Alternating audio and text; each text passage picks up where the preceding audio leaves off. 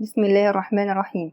سوف أستعرض في هذا الفيديو مثال عملي وتطبيقي على استخدام مكتبة Regular Expressions أو RE، وذلك استكمالا للجزء النظري في الفيديوهين السابقين، حتى يتمكن الدارس أن ينفذ مهارة كتابة تعبيرات باستخدام RE. ولكن قبل أن أبدأ أحببت أن أنوه إلى المنهج في قناة تعلم البرمجة بالعربي، فقد بدأت بالعديد من الدروس النظرية، وذلك أمر مقصود، حيث لابد أن أؤسس بعض المفاهيم البرمجية بالحديث عنها باستفاضة، ولا يزال هناك العديد والعديد من تلك المفاهيم التي سوف أتناولها فيما بعد بمشيئة الله.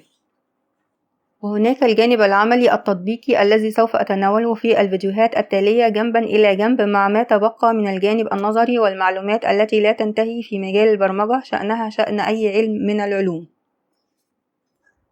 لذا فإنني أفترض عدم معرفة المشاهد بأي معلومات سابقة في البرمجة، وعلى ذلك يبني معرفته بالاستماع إلى دروس القناة والقنوات الأخرى.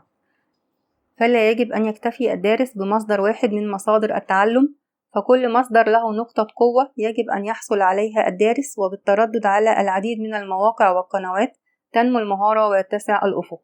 ولننتقل الآن إلى التدريب العملي الذي أعددته على استخدام مكتبة RE. فيما يلي تمرين عملي على استخدام مكتبة RE من خلال وضع باترن للفحص.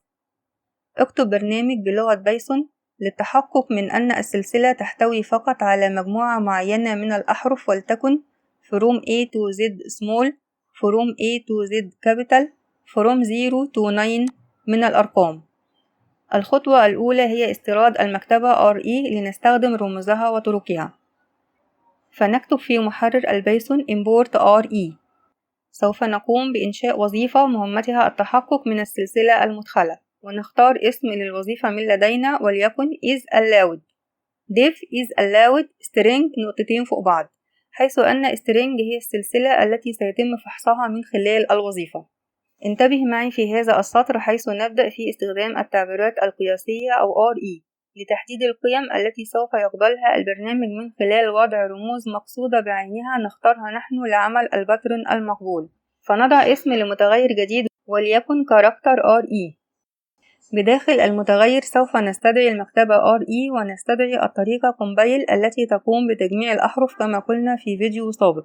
والطريقة compile هي التي ستقوم بفحص السلسلة المدخلة لتقارنها بالباترن المحدد وتخرج النتائج بعد ذلك.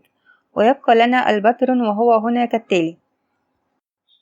نريد أن نفك طلاسم هذا السطر لنعلم إلى ماذا يشير. كل بداية بالحروف from A to Z small أو الحروف A to Z capital مصحوبة أو مطبوعة في نهاية السلسلة بأرقام محصورة بين 0 و 9 سوف يخرج عنها المفسر النتيجة true. وإذا اختلفت خانة من خانات عن ذلك النمط أو الباترن سوف يصدر المفسر النتيجة false، فهو لم يجد القيم المدخلة متطابقة مع الباترن الذي حددناه في البرنامج. وإذا مثلنا ما يحدث بالصور الافتراضية فسوف نجد التالي.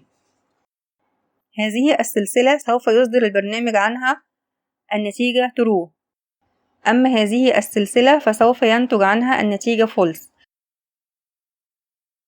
في الحالة الأولى لم تخرج السلسلة الحرفية عن النمط الذي وضعناه، بينما في السلسلة الثانية تواجدت خانات فيها حروف وأرقام من النمط، وأيضا تواجدت رموز أخرى لم نشير إليها في النمط الخاص بنا، وهي الرموز التالية. لذا سوف يعطي البرنامج النتيجة false.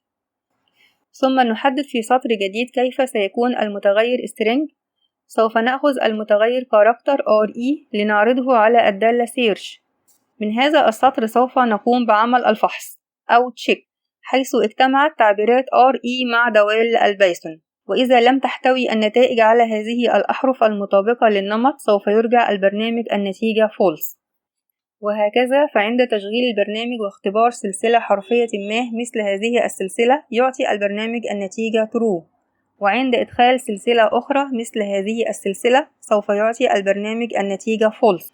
وبهذا الشكل يمكننا وضع عدد لا نهائي من الأنماط التي تحدد قوالب مختلفة خاضعة لفحص البرنامج، وبممارسة العديد من التمارين وحلها سوف تنمو بمشيئة الله مهارة استخدام تلك المكتبة. شكرا لكم والسلام عليكم ورحمة الله وبركاته.